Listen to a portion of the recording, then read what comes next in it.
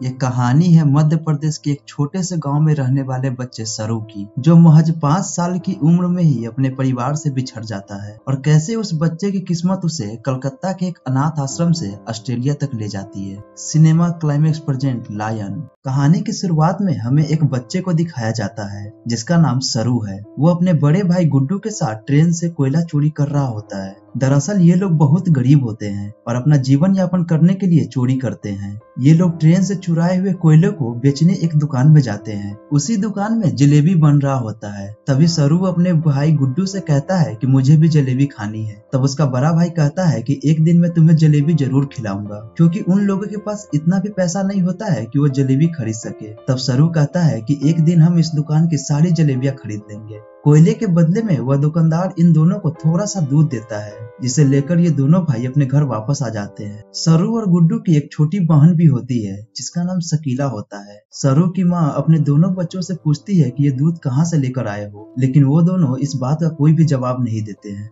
उसी रात को गुड्डू काम पर जा रहा होता है। तभी सरू भी कहता है कि मैं भी तुम्हारे साथ काम पर चलूंगा। तब गुड्डू उसे मना कर देता है और कहता है कि काम पर बोरिया उठाना पड़ता है और इसके लिए तुम बहुत छोटे हो। तब सरू अपने सिर पर कुर्सी उठाता है और साथ ही साइकिल उठाने की कोशिश करता है और सरू कहता है कि मैं कोई भी काम कर सकता हूँ। सरू की जिद से हार कर गुड्डू उसे अपने साथ ले जाता है। दोनों एक ट्रेन स्टेशन पे पहुँचते हैं और सरू गुड्डू की गोद में ही सो जाता है। गुड्डू उसे उठाने की बहुत कोशिश करता है पर सरू को बहुत नींद आ रही होती है। वो कहता है कि मुझे सोने दो। तब गुड्डू उसे वहीं एक बेंच पे सुला देता है और कहता है कि मैं कल सुबह वापस आ जाऊंगा, तुम यहीं पे रहना। और गुड्डू काम पर जाने लगता है। तब सरू अपने भाई से कहता है कि जब तुम वापस लौटना तो मेरे लिए जलेबी लेते आना। तब गुड्डू कहता है कि ठीक है। आधी रात को सरू का नींद अचानक से खुल जाता है और वो स्टेशन पे बिल्कुल अकेला होता है। सरू अपने भाई को ढूंढते हुए एक ट्रेन में जाकर बैठ जाता है और कुछ देर बाद उसे ट्रेन में ही नींद आ जाती है। जब अगली सुबह उसका नींद खुलता है तो वो ट्रेन चल रहा होता है। सरू काफी घबरा जाता है और ट्रेन में इधर उधर भागने लगता है। वो अपने भाई को आवाज भी देता है और साथ ही ट्रेन का दरवाजा खोलने की बहुत कोशिश करता है, लेकिन दरवाजा पूरी तरह से लॉक्ड होता है, जिसकी वजह से ट्रेन के कई जगह रुकने के बाद भी सरू बाहर नहीं निकल पाता है। ट्रेन पूरी तरह से खाली होता है और भूख और प्यास के कारण सरू ट्रेन में ही सो जाता है। 2 दिन बाद वह ट्रेन कलकत्ता वेस्ट बंगाल पहुंचता है, सरू के घर से 1600 किलोमीटर दूर। सरू जब स्टेशन पे उतरता है तो वहाँ काफी भीड़ होती है। वह टिकट काउंटर पर जाकर कहता है कि मुझे अपने घर वापस जाना है, पर उसकी बात कोई समझ नहीं पाता है क्योंकि वहाँ पे सभी लोग बंगाली बोल रहे होते हैं। सरू स्टेशन के सबवे में अपने जैसे कुछ बच्चों के पास जाकर सो जाता है जिनके पास कुछ भी नहीं होता है। तभी आधी रात में वहाँ पे कुछ लोग आ जाते हैं जो उन बच्चों को जबरदस्ती पकड़ कर ले जा रहे होते हैं, लेकिन सरू किसी तरह से वहाँ से भाग जाता है और सरू एक बार फिर से इस शहर में अकेला हो जाता है। सरू को बहुत भूख लगा होता है। तभी उसे एक देवी माँ की मूर्ति दिखाई देती है। वो देवी माँ को प्रणाम करके उनके चरणों में रखे प्रसाद को खाता है। अगली सुबह सरू रेलवे ट्रैक पे चल रहा होता है। तभी उसके पास एक औरत आती है जिसका नाम नूर होता है। नूर सरू से उसके घर के बारे में पूछती है। तब सरू बताता है कि उसके गांव का नाम गणेश तल्ले है। यह मध्य प्रदेश में इतना छोटा सा गांव होता है कि इसके बारे में किसी को कुछ भी पता नहीं होता है। नूर सरू को अपने घर पे ले जाती है और उसे खाना खिलाती है और नहलाती है। नूर सरू से कहती है कि कल सुबह रामा नाम का एक आदमी आएगा जो तुम्हारी फैमिली से तुम्हें मिलवा देगा। अगली सुबह रामा आता है और वह सरू की पूरी बॉडी को चेक करता है और नूर को धीरे से कहता है कि उन्हें ऐसे ही लड़के की तलाश थी। दरअसल ये दोनों सरू को सेक्सुअल स्लेवरी में बेचना चाहते थे। सरू को इन दोनों पे शक हो जाता है और अगले दिन मौका पाकर सरू यहाँ से भाग जाता है। सरू अपना समय हावड़ा ब्रिज के पास गुजारने लगता है। उसे हमेशा अपने भाई और माँ के सपने आते थे। वो याद करता है कि कैसे उसकी माँ पत्थर तोड़ा करती थी और कैसे वो अपनी माँ की मदद करता था। सरू अपने भाई और माँ से बहुत प्यार करता है। सरू को यहाँ पे 2 महीने गुजर जाते हैं। सरू को कचरे में से एक चम्मच मिलता है और सरू उसे अपने पास रख लेता है। एक दिन जब सरू कैफे के बाहर बैठा होता है तो कैफे के अंदर एक लड़का चम्मच से सूप पी रहा होता है। सरू उस लड़के की नकल कर रहा होता है और वो लड़का खुश होकर सरू के पास आता है और सरू को कुछ खाने के लिए देता है। वो लड़का सरू को पुलिस के पास लेकर जाता है और वो लड़का बोलता है कि इस लड़के को बंगाली नहीं आती है और यह हिंदी भाषा बोलता है। जब पुलिस सरू से उसके गांव के बारे में पूछता है तो उसका नाम गणेश तल्ले बताता है, पर इस गांव के बारे में किसी को कुछ भी पता नहीं होता है क्योंकि ये मध्य प्रदेश में बहुत ही छोटा गांव होता है। लड़का सरू से उसकी माँ का नाम पूछता है, तब सरू कहता है कि मेरी माँ का नाम मम्मी है। दरअसल उसे अपनी माँ का नाम नहीं पता होता है। पुलिस उसके गांव और परिवार की पता लगाने की बहुत कोशिश करता है, पर उसे कुछ भी पता नहीं चलता है। तब पुलिस वाले सरू की एक तस्वीर लेकर उसे अनाथ आश्रम में भेज देते हैं। सरू को अनाथ आश्रम में 3 महीने बीत जाते हैं। तब एक दिन सरू से मिलने एक लेडी आती है जिसका नाम मिसेस सूद होता है। वह सरू को बताती है कि पिछले 3 महीने से हम तुम्हारी फैमिली को ढूंढने की कोशिश कर रहे हैं, पर कुछ भी पता नहीं चला। हमने न्यूज़पेपर में तुम्हारा इश्तिहार भी दिया जिसे हर दिन 1.5 करोड़ लोग पढ़ते हैं, पर इसका भी कुछ फायदा नहीं हुआ। सरू कहता है कि मेरा घर यहाँ से बहुत दूर है और मुझे गुड्डू और मम्मी के पास जाना है। तब मिसेस सूद कहती है कि अब इंतजार करने का कोई फायदा नहीं है। एक ऑस्ट्रेलियन कपल है जो तुम्हें अडॉप्ट करना चाहते हैं और वो लोग काफी अच्छे हैं और तुम उन सभी के साथ खुश रहोगे। और मिसेस सूद बताती है कि तुम्हें तस्मानिया जाना होगा जो ऑस्ट्रेलिया में स्थित है।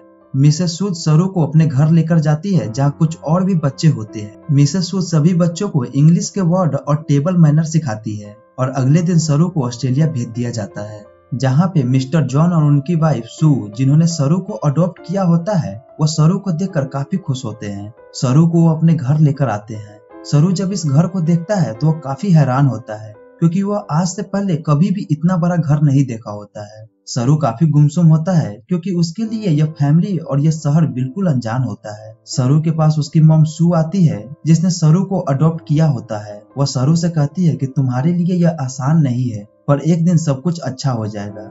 सरू धीरे धीरे इनकी भाषा, रहन सहन सब कुछ सीखने लगता है और बहुत जल्द वह इनके साथ कंफर्टेबल हो जाता है। मिस्टर जॉन और सू सरू को अपने बेटे की तरह प्यार करते हैं और उसे किसी भी चीज की कमी नहीं होने देते हैं। 2 साल बाद मिस्टर जॉन और सू एक और बच्चे को अडॉप्ट करते हैं जिसका नाम मंतोष होता है। मंतोष मानसिक बीमारी से जूझ रहा होता है और वो इनके साथ एडजस्ट नहीं हो पाता है।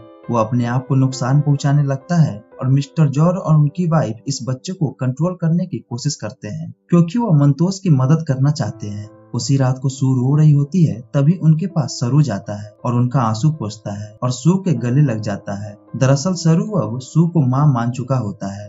धीरे धीरे 20 साल बीत जाते हैं और सरू अब बड़ा हो चुका है। मिस्टर जॉन और उनकी वाइफ सू को सरू पे गर्व होता है। सरू अब होटल मैनेजमेंट की पढ़ाई करने के लिए मेलबर्न जा रहा होता है। सरू अपने उस भाई से भी मिलता है जिसे मिस्टर जॉन और सू ने सरू के बाद अडॉप्ट किया था। मंतोष का व्यवहार अच्छा नहीं होता है और उसे नशे की लत होता है। सरू और मंतोष एक दूसरे को पसंद नहीं करते थे। सरू मेलबर्न आ जाता है। इंट्रोडक्टरी क्लास में सभी अपने बारे में बताते हैं। तभी सरू कहता है कि वो होटल खोलना चाहता है और साथ यह भी बताता है कि वो इंडिया में कलकत्ता से है। यहाँ पे बहुत सारे इंडियन स्टूडेंट भी होते हैं जिन्होंने अपने घर पे पार्टी रखा होता है। सरू भी वहाँ पे जाता है और वहाँ पे बहुत सारे इंडियन फूड भी होते हैं। जब वहाँ पे सरू की नजर जलेबी पे जाता है तब उसे वही लम्हा याद आता है जब वो अपने भाई गुड्डू को जलेबी खरीदने को कहा था और गुड्डू ने उसे कहा था कि एक दिन उसे जलेबी जरूर खिलाएगा। सरू को जब वो लम्हा याद आता है तो उसके आंखों में आंसू आ जाते हैं। तब वो अपने दोस्तों से बताता है कि वो कलकत्ता से नहीं है, वह किसी और जगह से है। दरअसल बचपन में वह खो गया था और एक ट्रेन में बैठ गया था और जब वह ट्रेन रुका तो वह कलकत्ता पहुंच गया था। यहाँ पर एक लड़का उसे पूछता है कि तुम ट्रेन में कितने दिन तक थे? तब सरू कहता है कि 2 या 3 दिन तक। वो लड़का सरू से उसके गांव का नाम पूछता है। तब सरू अपना गांव का नाम गणेशतल्य बताता है, लेकिन सरू को यह भी पता नहीं होता है कि वो अपने गांव का नाम सही से प्रोनाउंस कर रहा है या नहीं, क्योंकि सरू को अब हिंदी बोलना नहीं आता है और सरू अब सिर्फ अंग्रेजी बोलना ही जानता है। वो लड़का कहता है कि कलकत्ता के हावड़ा ब्रिज से जहाँ तुम ट्रेन से पहुंचे थे, अगर वहां से हम टाइम और ट्रेन की स्पीड को कैलकुलेट करें और वापस जाए तो हम तुम्हारे गांव के आसपास के जगह पे पहुंच सकते हैं। यहाँ पर एक लड़की उसे गूगल अर्थ के बारे में बताती है और कहती है गूगल अर्थ के सहारे तुम दुनिया की किसी भी जगह को ढूंढ सकते हो, लेकिन सरू इसके बारे में और बात करने से मना कर देता है। इसके बाद सरू पार्टी से निकल जाता है। सरू के साथ एक लड़की भी होती है जिसका नाम लूसी होता है। ये दोनों एक दूसरे को पसंद करने लगे थे। उसी रात को ये दोनों काफी क्लोज आ जाते हैं। अगली सुबह जब सरू उठता है तो उसे अपनी फैमिली की याद आने लगती है। उसे एहसास होता है कि उसके खो जाने के बाद उसकी फैमिली कितना परेशान हुए होंगे।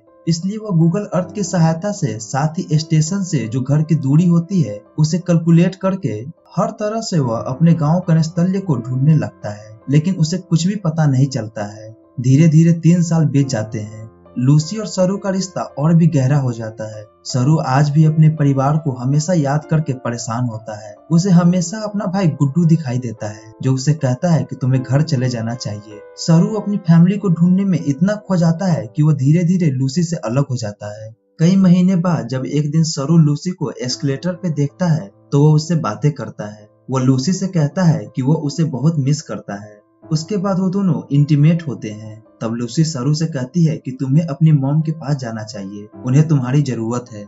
सरू अपनी मॉम के पास जाता है। दरअसल सू की तबीयत खराब होती है।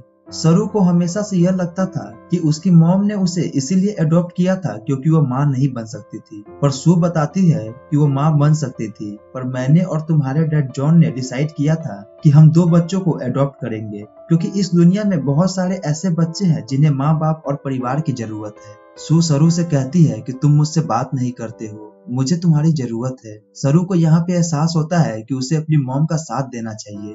साथ ही वो अपने भाई और माँ को भी ढूंढना चाहता है, इसलिए वो फिर से गूगल अर्थ पे अपना गांव ढूंढने लगता है। जब वो पिन किए गए हिस्सों को जूम करके देखता है तो उसे वह जगह दिख जाता है जहां उसकी माँ पत्थर तोड़ा करती थी। उसके बाद वो आसपास के सभी जगह को और अच्छे से चेक करता है तो उसे वही स्टेशन दिखता है जहां वो अपने भाई से बिछड़ गया था। साथ ही उसे वो पानी की टंकी भी दिखता है जो उसके घर के आसपास में ही था। फिर उसे अपना गांव गणेशतल्य मिल जाता है और उसे पता चल जाता है कि उसका गांव मध्य प्रदेश के खांडवा डिस्ट्रिक्ट में है। सरू यह बात लूसी और अपनी मॉम को बताता है। सू बहुत खुश होती है क्योंकि वह और उसके डैड जॉन यह चाहते थे कि वो इंडिया जाकर अपने फैमिली से मिले। सरू इंडिया आ जाता है और उन सभी जगहों को देखता है जहां उसने अपना बचपन बिताया होता है। धीरे धीरे वो अपने घर पहुंच जाता है जहां बचपन में वह अपनी माँ, भाई और बहन के साथ रहा करता था, पर वह घर बिल्कुल खाली होता है और अब उस घर में कोई भी नहीं रहता है। सरू बहुत परेशान हो जाता है और वह आसपास से पूछने की कोशिश भी करता है, लेकिन उसकी भाषा किसी को समझ नहीं आ रहा होता है और ना ही वह हिंदी समझ पा रहा था। तभी वहां पे एक आदमी आता है जिसे इंग्लिश आती थी। सरू उससे अपने फैमिली का नाम बताता है और पूछता है कि जो फैमिली इस घर में रहता था वो कहाँ चला गया, लेकिन वो आदमी बिना कोई जवाब दिए वहां से चला जाता है और कुछ पल बाद वो लौटकर आता है और सरू को इशारे से बुलाता है। तब सरू देखता है कि सामने से एक बूढ़ी महिला चलकर आ रही होती है और वो महिला कोई और नहीं बल्कि सरू की बायोलॉजिकल माँ होती है। सरू अपने माँ को गले लगाकर बहुत रोता है। सरू की माँ आज तक इस गांव को इसलिए छोड़कर नहीं गई होती है क्योंकि उसे उम्मीद होता है कि एक दिन उसका बेटा जरूर वापस आएगा। यहाँ पर सरू की बहन भी होती है और सरू अपनी बहन को गले से लगा लेता है। सरू अपने भाई गुड्डू के बारे में जब अपनी माँ से पूछता है तो उसे पता चलता है कि जिस रात वो अपने भाई के साथ काम पर गया था और उसे नींद आ गई थी, तब उसका भाई उसे सुलाकर जब काम पे जा रहा था तभी उसकी एक ट्रेन दुर्घटना में मौत हो गई थी और एक ही रात में एक ही माँ के 2 बच्चे उससे बिछड़ जाते हैं।